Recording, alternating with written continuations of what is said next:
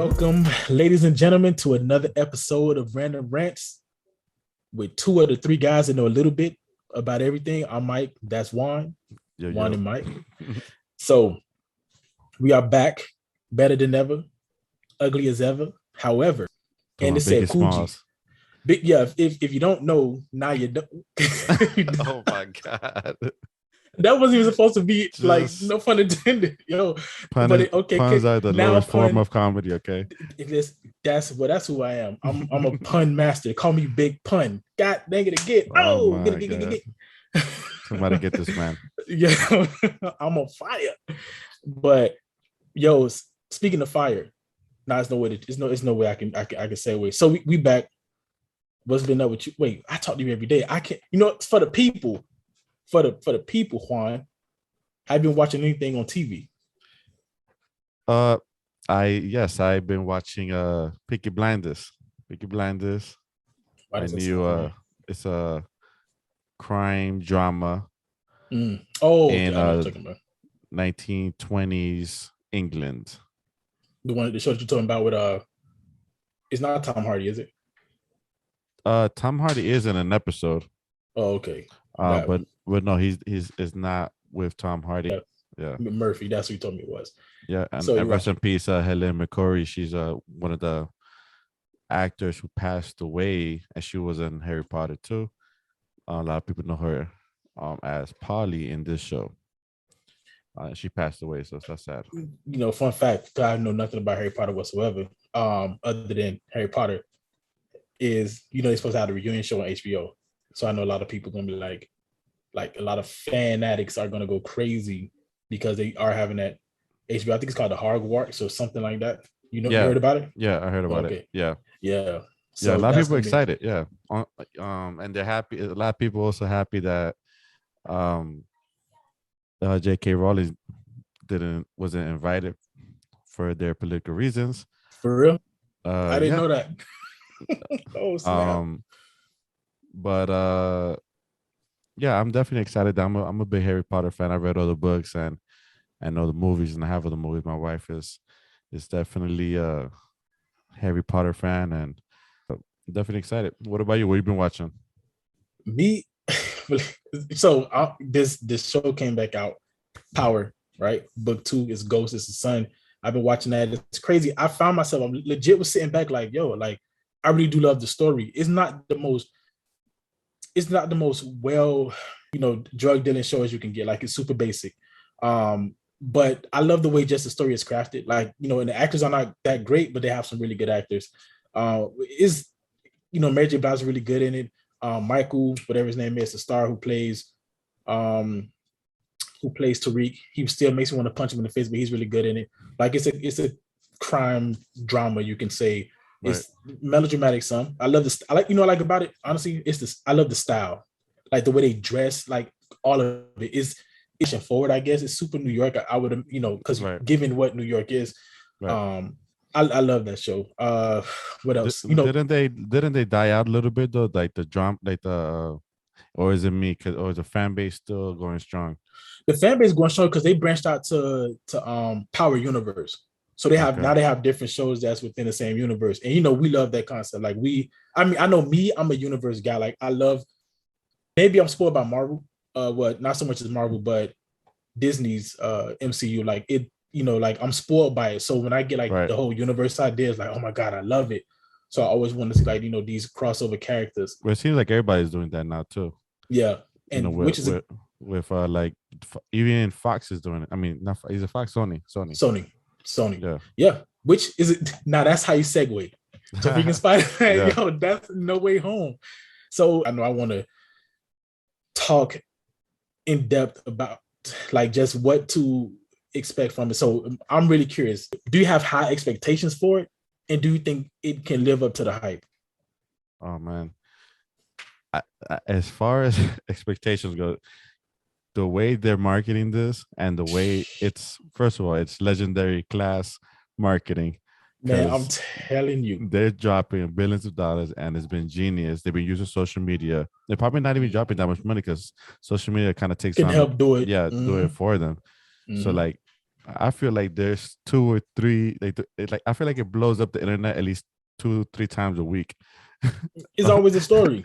Like all the time, it's like blowing up the internet. So the hype has been real, and honestly, I would be surprised if it doesn't do $1 billion. So See take that for expectations.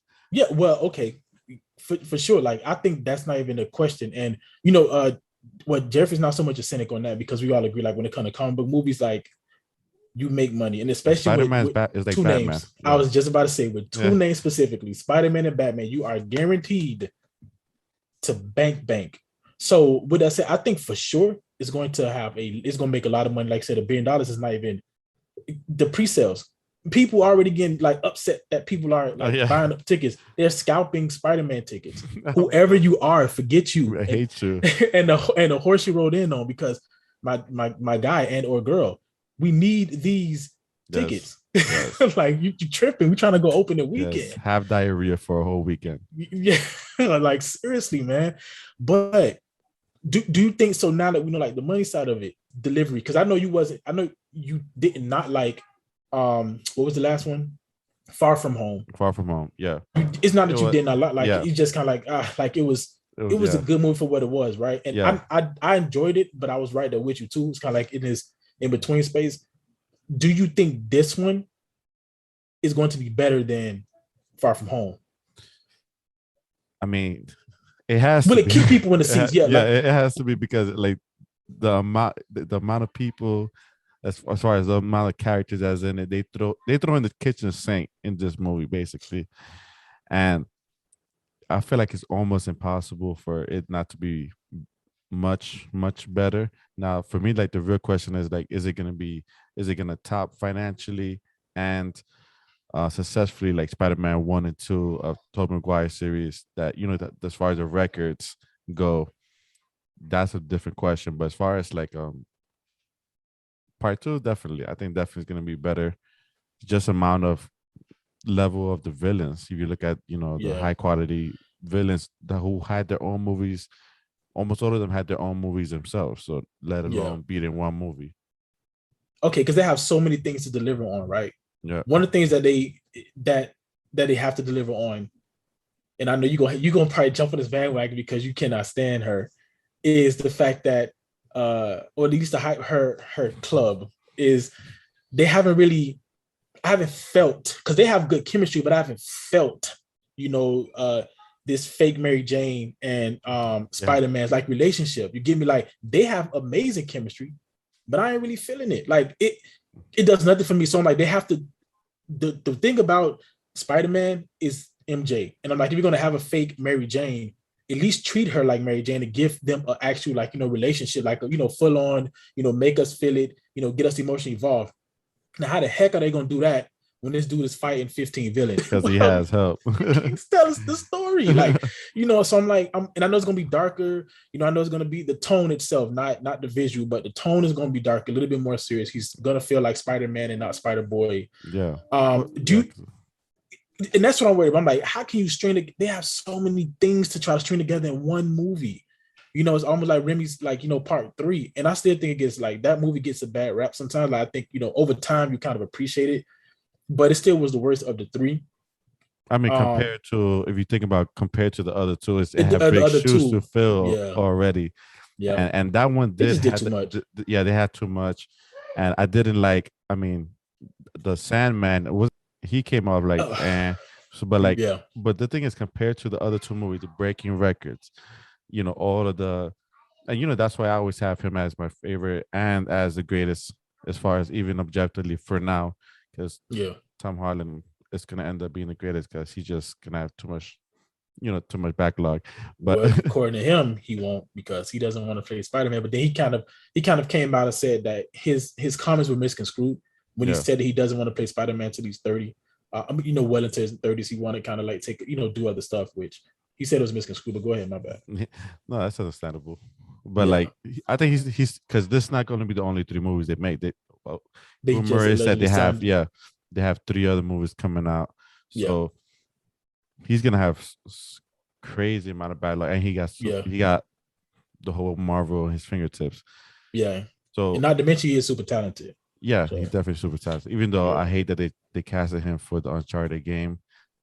I feel like they hate video games. I don't know why would they put him that.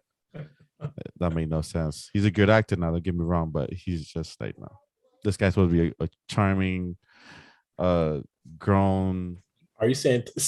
See, that's the poison. Grown. I'm telling you, that's Spider-Man. I'm telling you, that's Spider-Man poison. Juan.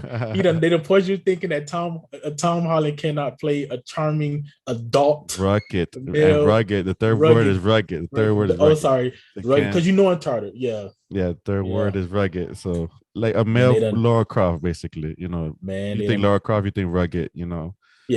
So and yeah, that's weird. But outside of that, like he's definitely the gonna be one of the greatest. But going back to my point was that the Spider-Man 3 had so much to fill, so much, so much shoe to fill that it did come off as what the worst of the three because they had so much going on.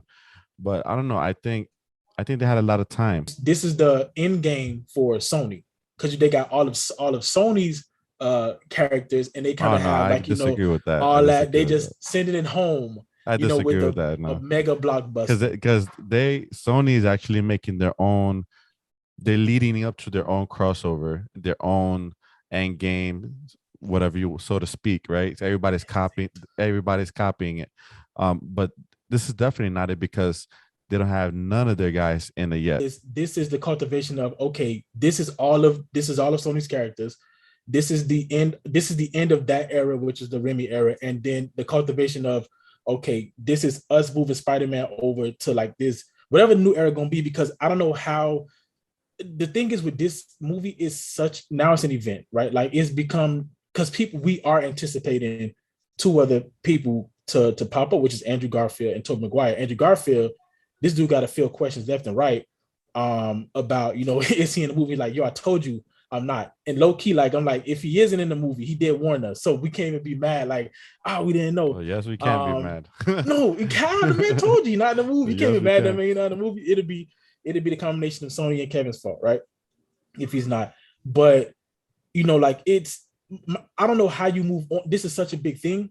Is what happens to Tobey Maguire? What happens to Tom Holland Spider-Man after this? Because for sure, whatever happens in this movie is what merged. Spoiler alert for anybody that didn't watch Venom, sucks for you. Is what happened at the end of Venom, the post-credit scene when they merged universes. Remember, I thought it was Loki, but I think it was this. I don't think it was Loki. I think it was this event. Because Loki did unlock the multiverse, and that happened because of Loki. Yeah, but Kevin Feige in the interview said, if you haven't seen the post-credit scenes of Venom, and then how this story in Spider-Man is related to it. Yeah, but he just woke up in a different universe. The events, in the end of this Spider-Man, they're gonna show how the box that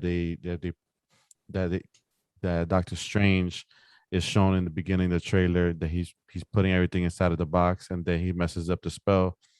That box in the end is going to play a pivotal role in the end and messing up the timeline even further. But what I mean by Loki, he basically broke the lock off, the multiverse, and this event is going to go drive it, it's going to kick the door open. So it's definitely kicking the door open. You see in the end, you see all the ripples. So that's why this movie is hard to flop, because it just has so much that going for it. See, that's the thing. I think is the other way. I think it's what to make it from a flop. Remember, I'm not talking about from a financial perspective. Right. Like financially, it's going to be massive. I'm saying like, when you come away from it, and there's people that like, it's three people that watch movies super analytical, even more, like way more than me. It's you, Jeffrey, and Miles. But they barely reference like that life, with him. Like he just still feels, because he always was so tied to impersonal to the people. That's it. Exactly. Yeah. You know how which Toby's is the difference with Toby. Yeah, I was about to mention Toby. Yeah, it's way more personal. What you felt it, and even with Andrew Garfield.